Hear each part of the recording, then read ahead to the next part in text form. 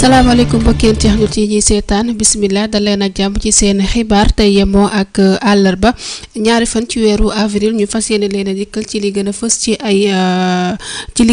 ci ëttu yéenekaay dañ koy daal di doore ak yéenekaay bi nga xam ne moo di Vox Populi ñëw ci vote aujourd'hui de la proposition de loi interprétative de l'amnistie de profonde division jusqu'au bout ñi nga xam ne rek ñoo di société civile yi rek daal di nañuy woote ci ay concertation préalable ngir daal di éviter rek li nga xam ne moo di favoriser une justice non équitable.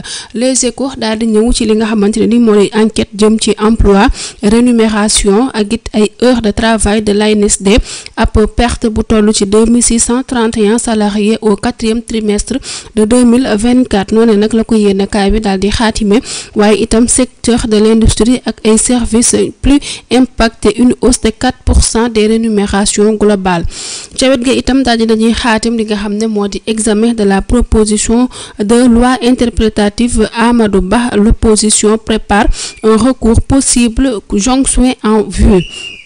L'Observateur daal di ñëw ci li nga xamante ne ni moo di exonération fiscale 486 milliards de francs CFA sauvés in extremis. Comment le cadeau fiscal de 800 millions de dollars a été refusé aux sous-traitants du projet GTA. Ab interview nag exclusive daal di ne am ci ki nga xam ne moo di ancien directeur de Petrosen ak it jëm ci li nga xam ne moo di coulisses de la gestion du pétrole sénégalais. L'évidence daal di xëy ñëw ci li nga xam ne moo di rationalisation des bourses, orientation de nouveaux bacheliers, de profondes réformes annoncées par le MESRI. waaye itam Direct News daal di ñëw ci li nga xam ne moo di projet d'élimination d'adversaires corrige.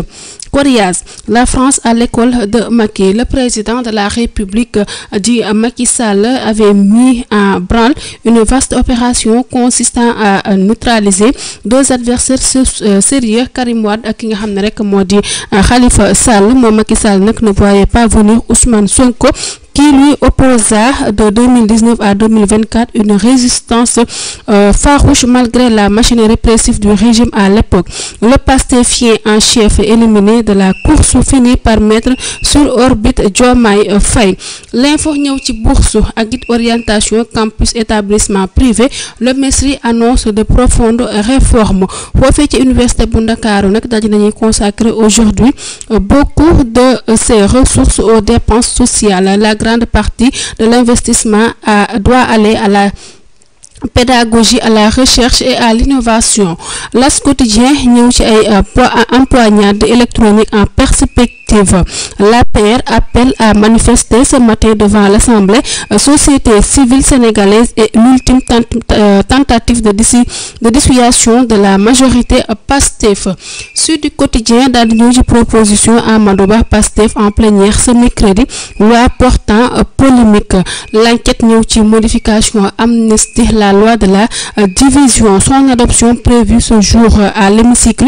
La loi Amadou Ba censée réconcilier est désormais source de tension. Son interprétation devient une arme politique. 20 organisations de la société civile appellent à des concertations préalables. Walf Quotidien ñëw ci examen de la proposition de loi portant interprétation de la loi d'amnistie. La société civile vent debout. Anta Babacar daal di annoncé la saisine du Conseil constitutionnel par les députés.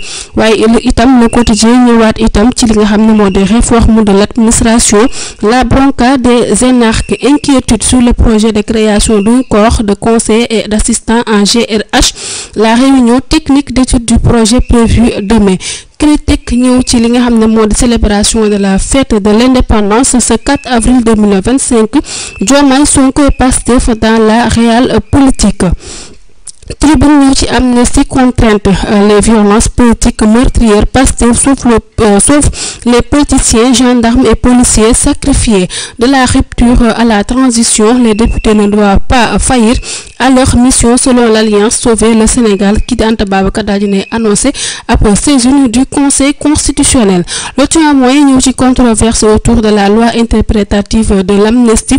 Amadou Ba plaide pour une clarification du texte. Mbour justice dénonce une loi des vainqueurs. Li Libération ñëw ci meurtre de Mohamed Mbaye à Liberté 3 tués pour avoir rendu service à un ami. Le Soleil ñëw ci défaut de prise en charge des malades mentaux, la menace errante. Dimanche dernier foofee ca Louga kii di Siaka Boissy Sagna, déficient mental, a tué 2 personnes sur la route nationale 2, une 3e victime admise aux urgences. Le cri du cœur de l'infatigable Ansoumana Ndiolou, président de l'ASSAM. Rewmi Quotidien ñëw ci li nga xam ne moo di cérémonie de remise des corridors samedi 10 mai 2025 foofee ca King Fahd Place Hôtel, 2 avril 2024, 2 avril 2025. Le bilan de la traque aux délinquants à col blanc. Mbokk yi li mooy li gën a fës ci